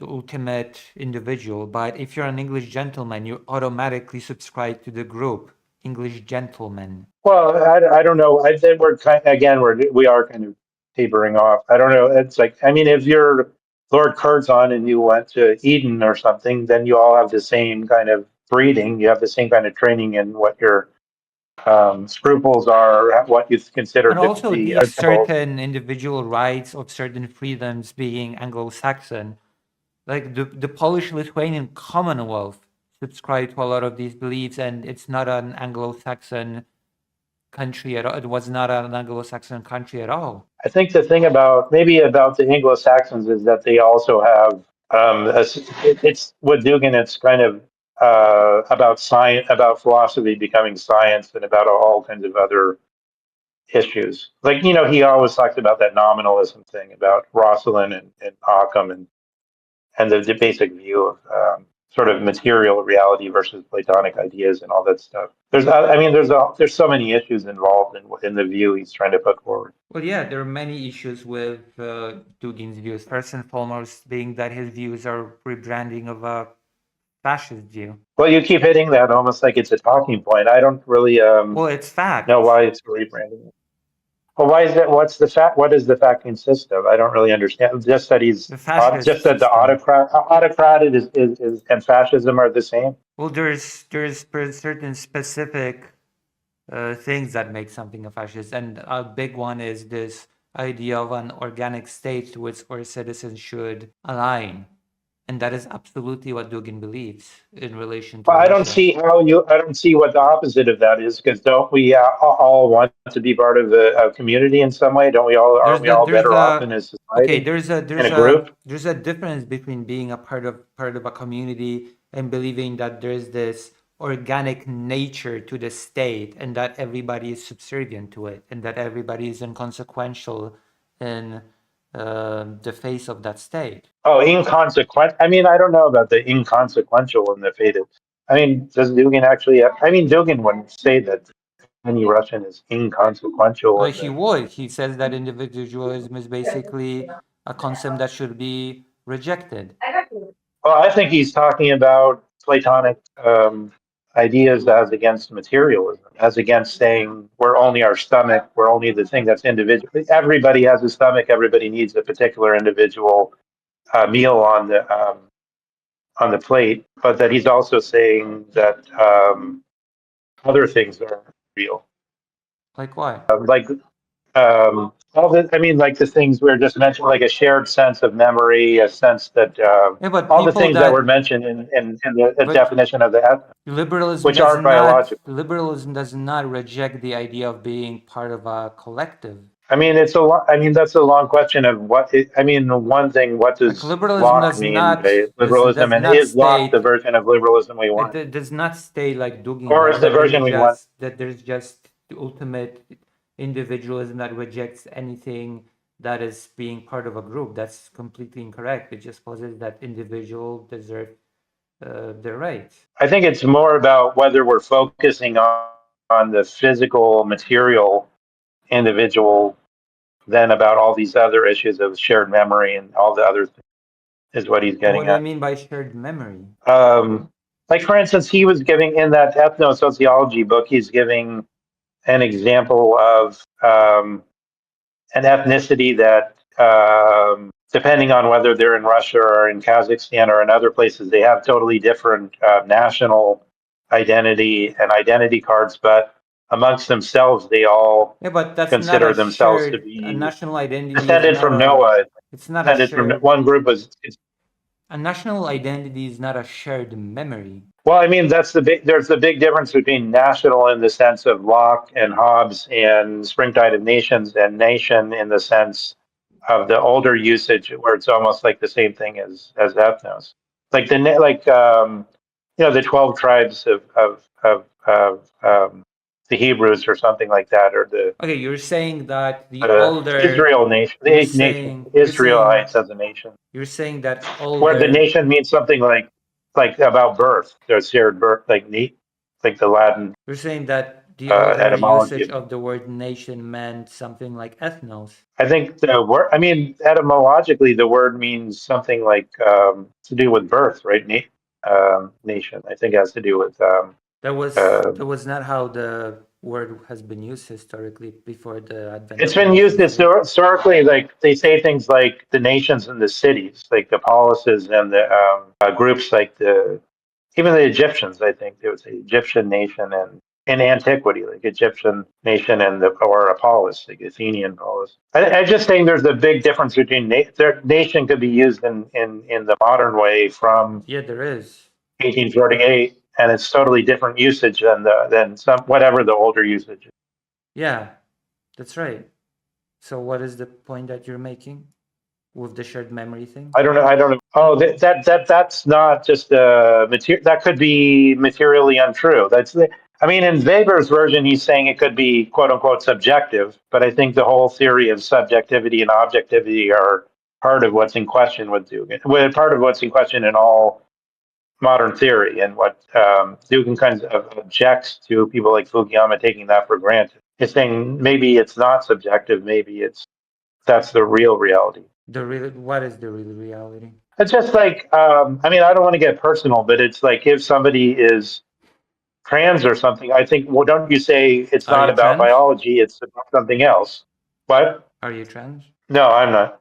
Okay. But I'm just saying people like LGBT, let's just say more generally, like LGBTQ plus, it seems to be about saying it's not just about biology, it's about something else. And part of it is um, maybe part of it, maybe it's not, I mean, it's not, it doesn't sum it up to say it's about choice or something or about freedom, right? That's not really adequate. It's like if somebody doesn't choose to be a certain ethnos exactly, they could, but but it's also something else, like what they grew No, into they or as in absolutely, their but they, family. they Or absolutely could when it comes to nations, yeah. And again, there was no such thing as across a single country as a single ethnos. well, why not say the Dorians and ancient when the ancient Greeks like Plato make a distinction between the Dorians that includes the Spartans or Lacedaemonians and other groups such as the Ionians, which include the Athenians.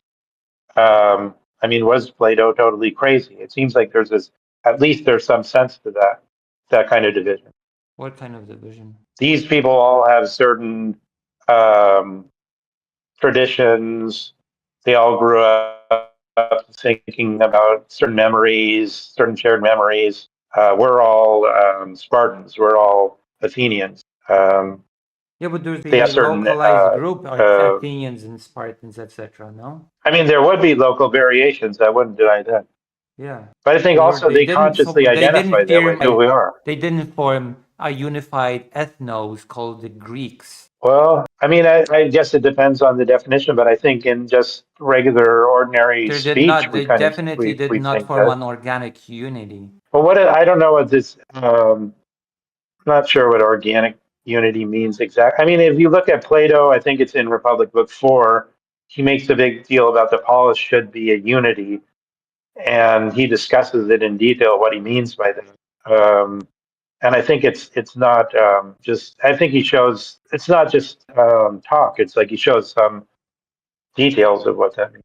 Okay, what does he It's just like describe as forming a a nation. hmm? I'm not sure. I can't think off the top of my head. What does Um, forming a off the nation top of my mean? head, I would. Well, like in the I think that's the point of Dugin's making. It can mean a lot of different things, and some of them can be sort of Well, concrete and no, realized through Dugin laws. does not say that it can mean a different, many different things. So Dugin puts forth again a very specific definition of what a Well, nation is. you're saying that you mean what a nation is when a nation means something like an ethnic. Sorry? But I think what Dugin says is for instance, like with the Hindus, at some time, some Hindus started to say, "What is death?" For instance, and that question occurred to them, and then they came up with the elaborate theory of reincarnation and so on. And then that was generally accepted, and then people grew up just taking that directly in the family for granted. And so, in a certain sense, I think that's he means by organic unity of the Hindus that they all shared similar things like that. Yeah, but The it's belief in reincarnation, for instance. yeah, but that's just because there's a shared belief on a Whereas we as certain. Westerners mostly don't think that. That's not true. We have different ideas about death. So that's also what do you mean by Well, I think in Westerners? general, the people that are sort of, I think mostly the people that are in some way affected by the tradition from the Westerners don't political believe philosophy in tradition reincarnation. from Athens. Right. So Westerners are people that Are you have sure that different Westerners views do about not that. believe in reincarnation? Some do, of course, some do, of Some course, some do. do, but I'm just saying in general. How many people in the West are Christians? Oh, well, I mean, Christian, if you're calling uh, Christianity reincarnation, I think it's sort of like, don't the Christians think it's like you die, maybe you have reborn in heaven, but that's it. No, that's not Whereas, it. Hindu, Reincarnation is a huge part or of there's some Christianity. purgatory, or what's this? Reincarnation You is a think very. reincarnation is? I don't know about that. You don't know? I thought most, no, I thought mostly Christianity teaches that Okay, you're dead and then maybe okay, you're reborn in heaven. refresh my memory. What happened to Jesus after he died? I think he went to hell or something, and then I don't think he was reincarnated because He he came came back back to to the same life. body. Yeah. There you So go. that's not So reincarnation in the Hindu yeah, sense. but it's in reincarnation. Ouch. Oh my gosh. Like this is Well, this in is some cases, silly. you think that the Hindu sense of reincarnation is No, generally shared by I'm Westerners? saying that it's that it's I'm just saying there's points different, there's just there's because a general group different senses of what just because a people group are. shares a religion, it does not mean that there's this organic unity to it. That's just no. Well, I mean, there's some question about what organic unity means. Maybe we should wrap this up fairly soon because it's been 2 hours. It has been. We've been all over the place, And and I maybe don't think, feel like we've and been. we're kind of overwrought. We're kind of overwrought, but I think I'll have a lot of stuff to think about. So. Yes, please. Like Okay, so thank you, there's Lucy, questions. for having me on board. Yes. There's I just don't know. It just feels like there's been a lot of that. It's been very messy. The coup in Ukraine that never happened. The legitimacy of the invasion based on self-defense.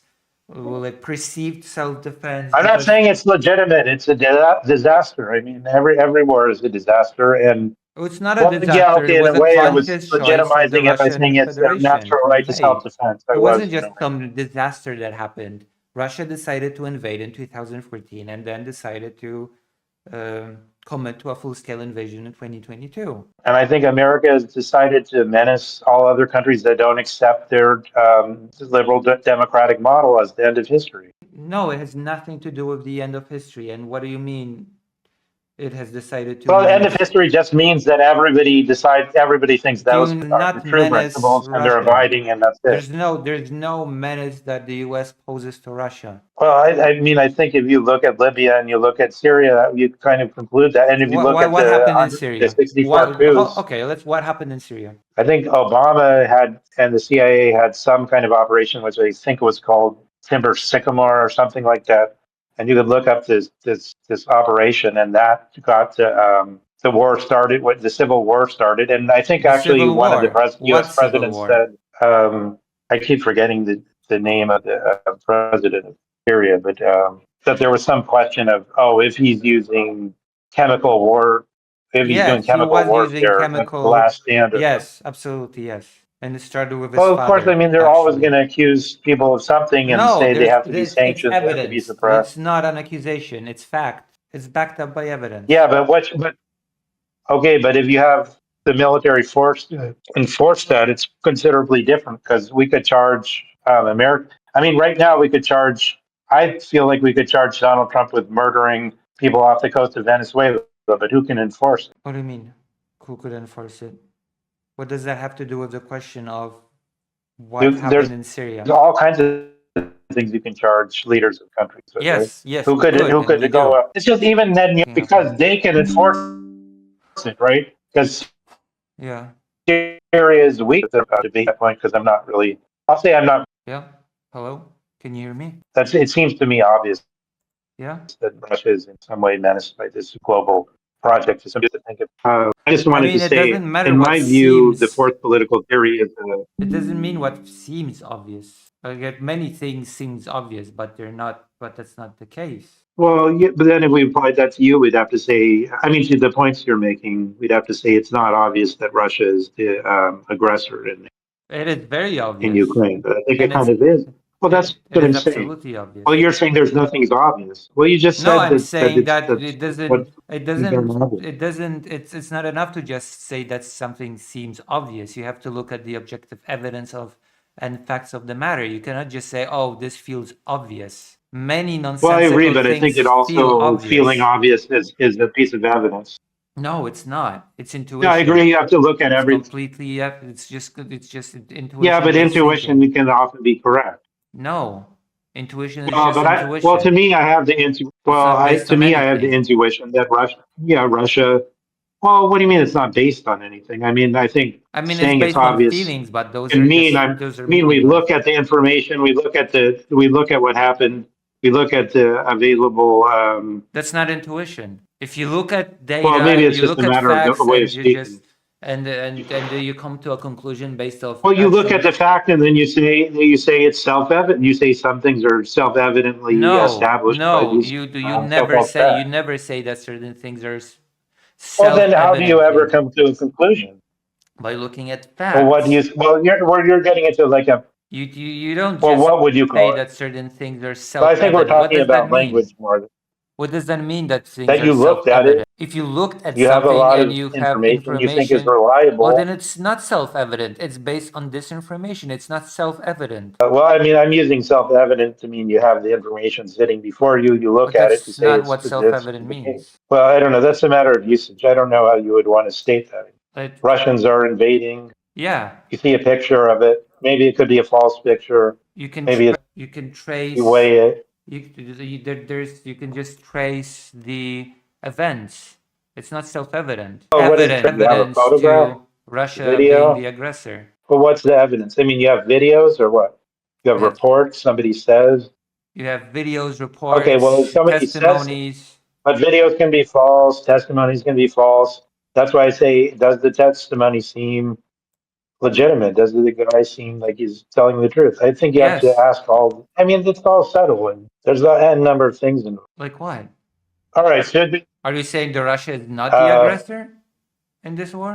well, I mean, I think I think it's obvious that they invaded. So, What do but you you'd mean by reject it's the notion of obvious? obvious. That there's, it's simply true. It's not like there's a lot. It's not like we're unsure about it. Yeah, exactly. They So what's invaded. the There's a yeah, war going on. yeah. We know it. I mean, the question is in some sense the fact that they're trying to establish a sphere of influence and not be and defend themselves Against what? through having a sphere of influence No, it's not a legitimate, I form. guess. No, building an empire is not a form of self-defense. Well, why not? Because if you can't have good relationships with the neighboring Oh, states, you can. You eventually, can. All the neighboring states well, try to how have can you friendly when there's relations always coups going on? with what? With Victoria Newland and John McCain are passing out cookies in Maidan Square and carrying out a coup, There how was can you no have good coup. There's relations no with evidence your of a neighbor? coup. There was no coup. Why are you saying there was a coup if you have no evidence? You have nothing to back Well, that up. because You're a just lot of saying it. Americans, well, there's the phone call with Victoria Yeah, Newland in saying, which they let's say do this. that the Euromaidan people should take the deal with Yanukovych. It's the opposite of doing a coup. Have you listened to that phone call? With the Yanukovych. Have you listened to the But that phone was call that you're over. referencing? I mean, I'm not really equipped to I have. argue the details of It that. the phone call points to a Yeah, I listened completely to it at one point, but I don't. It's not fresh in my memory. yeah. It points to an opposite actually conclusion to what you're saying. It points to the fact that they Well, wanted okay, so I mean, we have evidence, but then we have to draw some conclusions based on what we think yeah is we cogent and actually have makes sense. evidence that there was no coup. That's what I'm saying. It's like working out what really makes sense and what's really cogent is kind of a long process What do to you some mean extent, what and makes it requires sense? expertise because people are drawing different conclusions based on listening to that phone call, for instance, depending on what they know, depending on their attitude, depending on how intelligent they are, et cetera, et cetera. Yeah, Whereas some things are kind of more obvious, is what I mean. who depend on people not listening to the call at all claim that it was part of a coup. Yeah, it claims that the phone call said something that it completely did not. All you had to do is Okay, listen to maybe it. I'd have to listen to it again. I'm not. It seems to me though, like even the very fact that all these Americans are in a foreign state, encouraging people to take over the state What do you is mean already kind of crazy. encouraging people to take over Well, the state? Why do you think well, Euromaidan what happened in the first place? what if a bunch of Russians were I mean, if a bunch of Russians were in Washington D.C., the Americans wouldn't accept that, passing out cookies to the people that why do you oppose the think American government. Euromaidan happened in the first place? I'm not. I mean, I don't want to get into that because I'm not. All the evidence isn't fresh in my mind, and I haven't looked at it. So But how can you say that there was a coup if you don't have the information, you don't have the evidence, and you don't know anything about it? that's the view I came to based on looking at a bunch of presentations on it in the past. And I'm sorry. And also, my power is quite low, Okay. Lucy. I really should actually stop. So, but maybe we could, We can pick this after up some other if time, I I get a chance guess. to think through all Okay. this stuff, Okay. we can Sure. discuss Okay. further again. Thank you. So, thanks for having me. Oh, God. Man. This was a messy call. I don't know. It was a mess from the coup to we couldn't stick to a thing for a second, and it's frustrating.